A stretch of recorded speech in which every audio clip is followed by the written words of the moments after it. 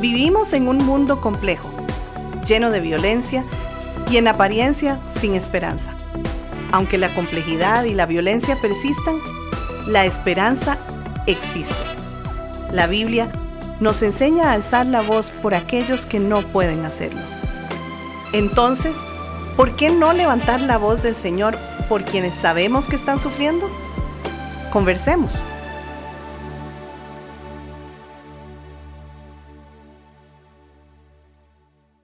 ¿Estás en medio de un sistema de maltrato? Entonces estás en un estado de alta vulnerabilidad para conceder conexiones mentales y emocionales tanto dentro como fuera de la iglesia. Hoy, como cada semana, con mi amigo Erwin, ¿cómo vas? Muy bien, mi hermano, muchas gracias por tu saludo y continuando con ese tema de la integridad sexual, que básicamente lo resumimos desde la semana pasada, los estados de necesidad emocional, ¿cómo respondemos ante ellos? Correcto, y hablamos de estados de vulnerabilidad, de concesiones de intimidad, que son aspectos muy, muy, muy importantes. Ahora, partamos desde la idea que, aunque es un llamado a toda persona, los consejeros bíblicos o líderes en nuestras iglesias locales tenemos que estar en constante vigilancia de nuestra sexualidad integral. Tenemos que hablar de sexo bíblicamente. Sí. Bíblicamente, una saludable conexión emocional con nuestra esposa, saludable frecuencia también en la cantidad de las relaciones sexuales, porque interactuamos con necesidades afectivas de otros, incluyendo hermanos y hermanas en Cristo. Sí. Entonces es importante estar atentos de la sexualidad integral, hablar de ello desde un fundamento bíblico. Sí, como estamos hablando, comamos y debemos de comer. Correcto. Bien, Exacto. entonces si nosotros como consejeros vamos a estar sirviendo como guía a otras personas para que busquen cómo responsabilizarse de su situación en Cristo, Empecemos en casa. empecemos en casa. Entonces, en el tema de integridad sexual, evidentemente, significa que los dos parámetros que vimos, una correcta conexión emocional con nuestra esposa y una correcta conexión física con nuestra esposa, porque eso es lo que pasaba en Corinto. Correcto. Se sentían muy espirituales los creyentes y entonces estaban dudando si era necesario continuar primero con el matrimonio y luego con las relaciones sexuales. Claro. ¿Verdad? Entonces, Hasta que Pablo llegó y puso orden. hasta que Pablo dio el equilibrio, puso orden, el equilibrio bíblico, ¿verdad? Bueno, y es que anteriormente en la serie de codependencia hablamos de la necesidad de establecer límites de protección. Una, pongamos comillas, una relación hermanable con miembros del sexo opuesto en nuestras iglesias deben establecerse sobre límites relacionales. Correcto. Bien. No significa tampoco, por decirlo de alguna manera, estar satanizando circunstancias específicas y aisladas. Por ejemplo, brindarle un transporte a una hermana que en ese momento lo requiera, Claro. o consejería que en ese momento lo requiera. Esto no es pecado. Ahora, lo será si cumplido ese servicio ocasional, corro yo voluntariamente los límites emocionales y mentales para seguir pensando y sintiendo a tal persona luego de servirle. Correcto. Ese es el punto, que es lo que bien mencionabas con la advertencia del Señor Jesucristo en cuanto al adulterio, que se relaciona con los pensamientos. ¿Ves? Entonces, creo que por ahí vamos a fortalecernos más en las estrategias de cómo resolver situaciones en vez de evitar situaciones. Exactamente. Creo que es muy importante porque el cómo enfrentar fortalece nuestro carácter. De saber no solamente en un lugar, llámese iglesia, sino en cualquier otro ámbito, no voy a responder desde el lugar donde esté o con quien esté, sino de un carácter que ha sido modelado por la obra del Señor. Veámoslo con nuestros hijos. Creo que es más edificante que nosotros les enseñemos a responder acerca de las situaciones culturales que no pueden evitar mientras están viendo una película o están compartiendo con alguien. O sea, no se trata como antes de estar filtrando las películas, ¿verdad? Por supuesto que tenemos un llamado sabio. Un criterio. Un criterio, exactamente, a escoger. Claro. Pero mi hermano, decime si no es cierto o no. Hoy una película para menores de 13 años te puedes encontrar unas barbaridades. Ahora, ¿qué pasa? ¿Les ponemos unas vendas en nuestros ojos a nuestros hijos? No. Enseñémoslos a cómo van a responder con respecto a lo que la cultura tanto les está influyendo a ellos, ¿verdad? Y tiene que ver desde la lucha de sus pensamientos. ¿Qué es posible en niños? Por supuesto que sí. Eso se trata de nuestro modelado. Sí, claro. Eso se trata de lo que habla Deuteronomio capítulo 6, en 6 y 7. Correcto. Ir modelando los principios bíblicos en la mente de nuestros hijos e hijas. Correcto, porque ya la cultura lo ha hecho. Exactamente. A través de una formación invasiva en una cultura hipersexualizada, sobreinformada, entonces ya se ha hecho. ¿Okay? Claro. Entonces, hablamos de la integridad sexual como un proceso formativo de los padres, lo que vos estás mencionando, ¿verdad? No son las modas, los antivalores culturales, nada de esto, ¿verdad? Lo que marcaron la educación integral de los hijos, sino como vos decías, la encomendación de Deuteronomio. Esto es clave. Luego, como padres, también literalmente no entendemos el daño que le hacemos a nuestros hijos en su integridad sexual cuando les concedemos estados de noviazgo incluso desde su preadolescencia. Esto es un daño terrible. Bien, sí. Es la moda. Es que todos mis compañeros tienen novio, novia. Lo que la mayoría hacen y entonces, por tanto, correcto. Por eso es que es importante, como empezaste a hablar, que no son las modas culturales o el ejemplo de otros lo que marca la educación integral o en este caso de la integridad sexual en nuestros hijos. Muy bien. Entonces, la sexualidad no se limita al aspecto físico. Es parte, pero no se limita a esto. Pues forma parte de 3 aspectos claros: espiritual, mental y emocional. Dicho esto, iniciar una relación emocional cuando el sistema afectivo en la adolescencia aún está en desarrollo, y aún más desarrollo está en formación de identidad, va a afectar completamente la integridad sexual de un adolescente. Y es muy común en nuestras culturas que muchachitos de 10, 11, 12 años hablen y se les permita relaciones de noviazgo cuando son altamente nocivas, van a afectar la integridad. Claro. ¿Por qué pensás que se afecta? ¿Por qué? Porque, bueno, el que 2 adolescentes experimenten la intensidad relacional emocional de un noviazgo, y para esto abro un paréntesis. Recordemos qué decimos bíblicamente de sexualidad. La sexualidad implica una intimidad emocional. Génesis 2:18. Sí, exacto. No es solamente la parte física. Entonces, una experiencia sexual, por decirlo de alguna manera, es una intensidad emocional con otra persona, para que nos quede claro. Okay, con ese marco, pensemos en 2 adolescentes. Bien. Cuando nosotros permitimos como padres que unos, inclusive preadolescentes, inicien su actividad sexual, ¿ya se entiende? Porque inician una actividad sexual en una intimidad emocional, ¿verdad? Afectiva. Correcto. Bien. Para que luego la vuelvan a experimentar con nuevas relaciones. Digamos, termina con el novio o la novia en su preadolescencia, bien, concedemos otra relación y otra relación y otra relación. ¿Qué pasa en nuestro cerebro? Empieza a formarse una adicción a esas nuevas relaciones, a lo que resultó porque el cerebro en esa intimidad afectiva empieza a expulsar una serie de hormonas para poder mantener y proveer más de ese vínculo, que es de gran estímulo a nivel cerebral. Entonces resulta ser que la persona entra con esta necesidad de sentir esto de nuevas relaciones. Y cuando entra una nueva relación, ya en el matrimonio estable, va a preguntarse, entre comillas, ¿por qué tengo necesidad de conectarme mentalmente o fantasiosamente con otras personas? Es de alguna manera su cerebro gritándole la necesidad que se desarrolló desde que estaba preadolescente o adolescente. Y decir, pero es que me acostumbraron a esto.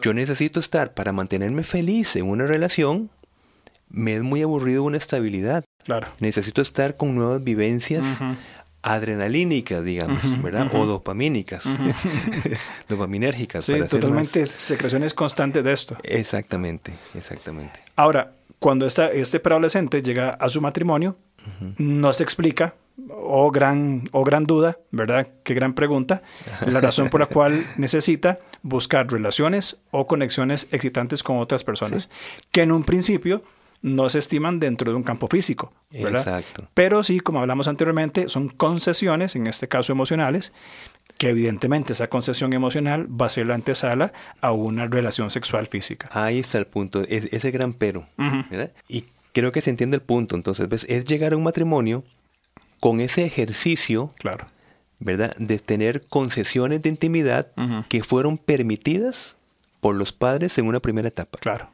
Concedemos que viva una sexualidad, ¿verdad? Desde el primer punto, de una conexión emocional intensa, porque, es decir, qué maravilla es que se tengan muchas relaciones, relaciones de amistad, claro, ¿verdad? Y es necesarísimo para muchas cosas, estar ¿verdad? con sus pares. Exactamente, con sus pares. Ahí es un desarrollo importantísimo. Pero te estoy diciendo cuando se concede un paso más allá del cual la persona no está preparada para esto. Exacto. No sabe cómo enfrentarlo. Y entonces llegan, como bien estás diciendo, llegan a una etapa donde es la antesala, ya es un ejercicio hasta cuando tengo un problema, yo recurro a ese modelaje que tenía en la preadolescencia. Empezar, tal vez no lo tengo al frente, pero empiezo a imaginarme cómo sería si en vez de buscar y enfocarse en la energía mental de cómo resolver el conflicto que tengo en la realidad, me voy a un rincón y empiezo a imaginarme cómo sería un mundo ideal. Y como bien estás diciendo, es la antesala para que cuando coincida con una persona por allí, es la antesala a una también convivencia de intimidad física. Por eso los límites que vos decías anteriormente, los límites entre hombre y mujer, a ver, no se pueden satanizar, como vos decías, de que no hablo, no hago, o sea, tenemos la madurez y la capacidad para desarrollar sanas relaciones con el sexo opuesto, claro, pero los límites son necesarios y esos límites van a definir el disfrute de la relación, que lo mencionamos en otro programa. Porque si nosotros no ponemos límites a una interacción emocional con el sexo opuesto, del lado de uno o del lado de otro, existe una gran posibilidad que haya esa concesión emocional en uno en otro, y que finalmente termine en una concesión sexual, en un adulterio o fornicación. Exacto. Y se coseche lo de Proverbios capítulo 6. Imagínate que le digan a una persona, nunca se relacione con una hermana, es decir, a un hombre, ¿verdad? Nunca, ¿verdad? Oíme, ¿qué tipo de armas o cómo te podría decir, de estrategias se desarrollan en las personas saludables? Y cuando se encuentre por una situación específica, con una situación relacional allí, ¿cómo va a responder? ¿Cómo lo va a enfrentar? ¿Cómo lo va a enfrentar? No ha tenido la madurez, no ha tenido el ejercicio, nadie le enseñó, nada más le han dicho, simplemente lo que tiene que hacer es no relacionarse. No le hable porque... no le hable. Prohibido. Exactamente. ¿Cómo es posible, verdad? Vos ponías de ejemplo hace unas semanas que terminamos hace un par de semanas la serie de discipulado sexual en nuestra iglesia, y vos hablabas sobre ese aspecto de 1 Timoteo capítulo 5. No reprendas al anciano, sino exhórtale como a padre, a los más jóvenes como hermanos, y Pablo a Timoteo le dice a las ancianas como madres, a las jovencitas como hermana con toda pureza. Claro. Entonces, ¿cuál es el patrón que como padres estamos formando en nuestros hijos, los mismos preadolescentes que estamos hablando, de decir, bueno, tenga novio, y ya a los 11 años tiene un ex y habla y como si fueran, ¿verdad?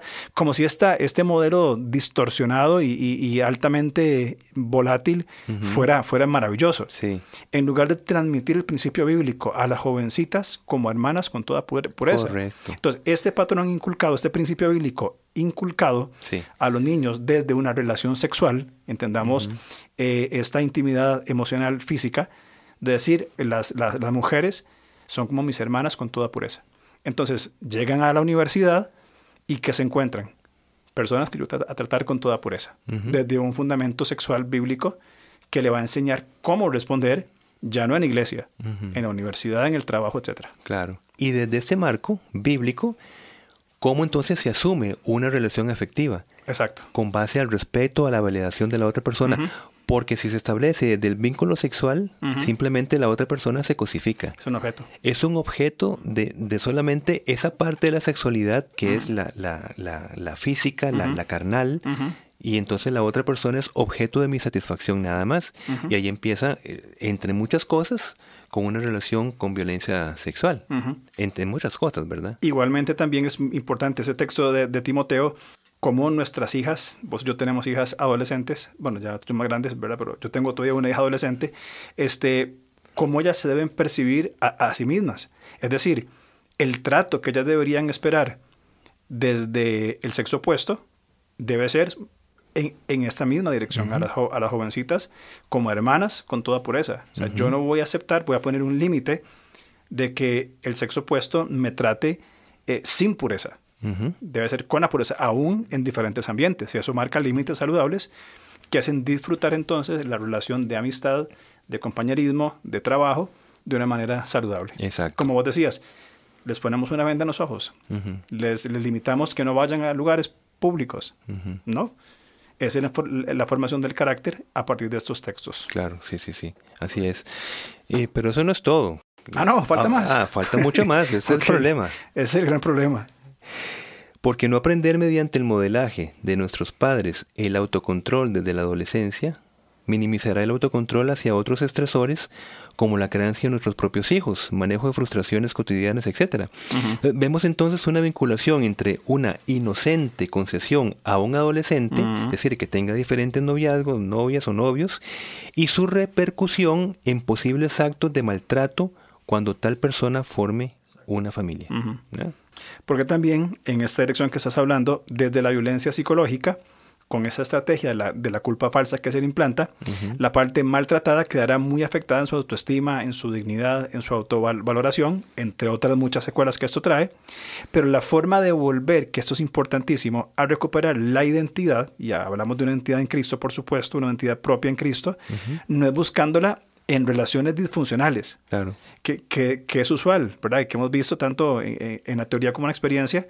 Una persona sale de una relación violenta y procura buscar identidad en otra relación violenta. Sí. Entonces, lo que esto va a traer, otra relación disfuncional, más cargas, más problemas emocionales, y añadirían al ya muy afectado yo de la persona más peso y más dolor sobre sus hombros. Así es. Entonces, para hablar teológicamente claro, ¿verdad? En Cristo, la culpa del pecado ya fue abolida para todo aquel que en él cree. Esto es basado en Romanos 8:1. Pero el pecado sigue inclinándonos a pensar, a sentir y a conducirnos en contra de la voluntad de Dios hasta que Cristo regrese en gloria. Así que desde esta condición que tenemos actualmente, o esta condición con respecto al pecado, no somos culpables, pero seguimos siendo responsables. Exactamente. No es tampoco necesario que tengamos carencias relacionales para abrir las puertas a posibles concesiones mentales y emocionales que comprometan nuestra integridad sexual. Quiero decir, estas concesiones, estas puertas que se abren, no necesariamente resultan de un problema de simetría, de violencia simétrica. Puede haber una relación saludable, pero por el pecado que mora en nosotros, tenemos que estar muy alertas a no tener concesiones de intimidad desde nuestros pensamientos con las personas que nosotros nos encontramos principalmente, y por supuesto del sexo opuesto, ¿verdad?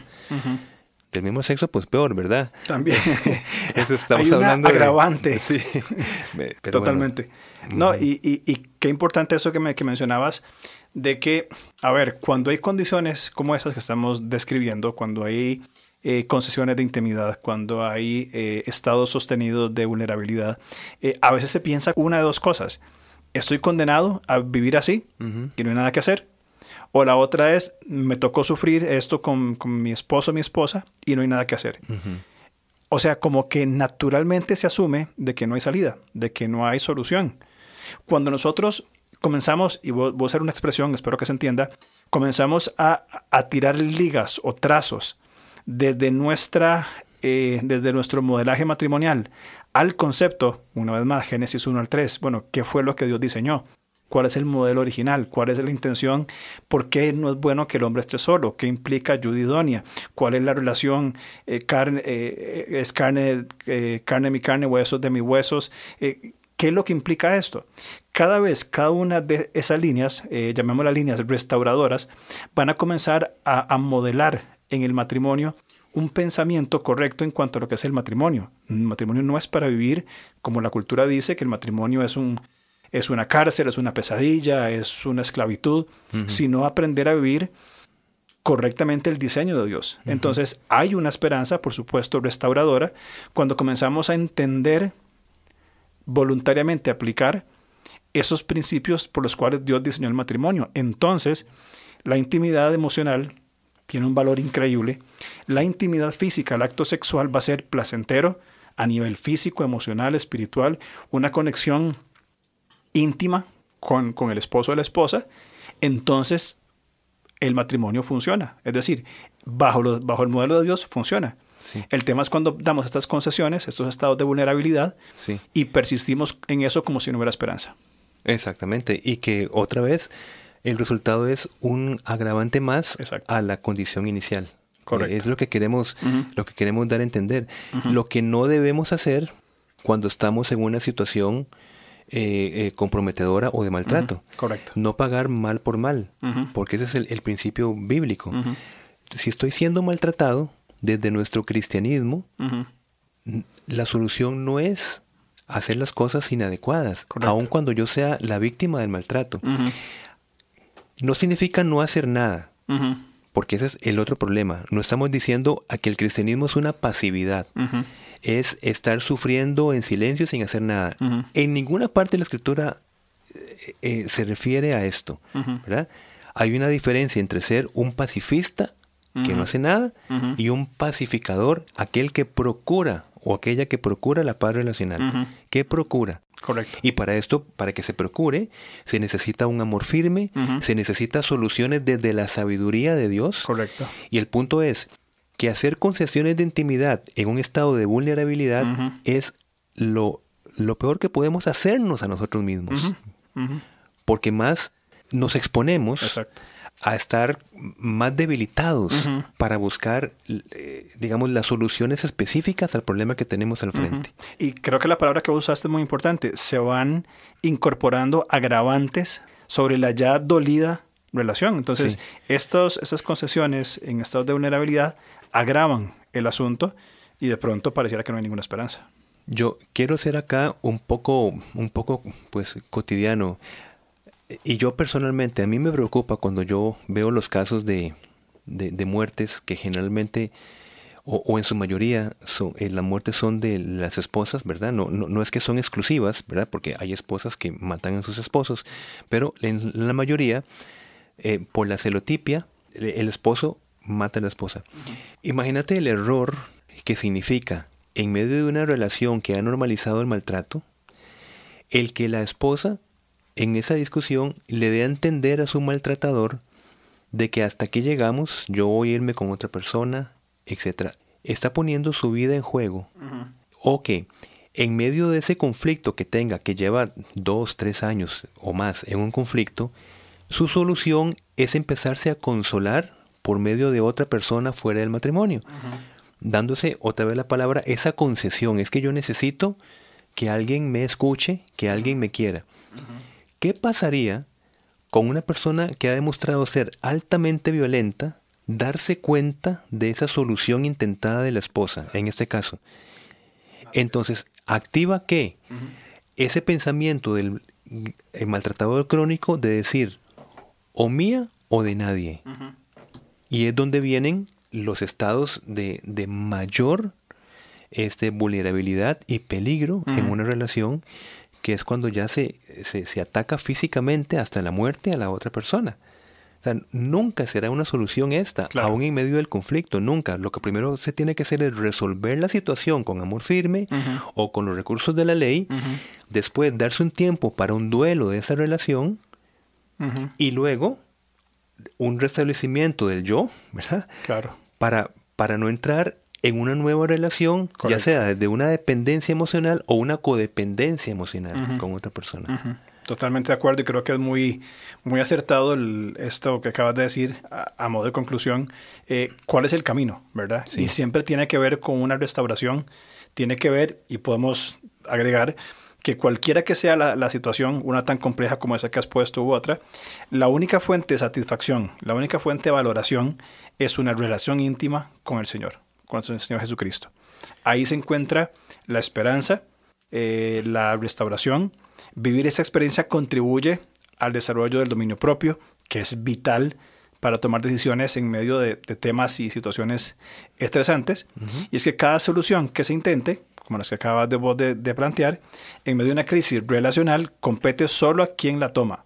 Es decir, la persona que está ahí solamente compete a ella, sino a sus hijos y, muy importante también, a una posible restauración del matrimonio. Entonces, no es una relación individual que yo tomo y ya.